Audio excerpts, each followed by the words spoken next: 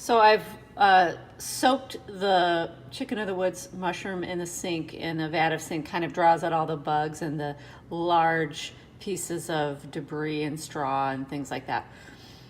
Then I break apart the pieces, but I know it might be even a little hard to see in this video, but you'll see the dirt actually, it almost grows inside of the mushrooms to some degree. And I find the easiest way to get that out. There's no scrubbing that seems to remove it, so I just cut out any debris with a knife, scrape it out with a knife.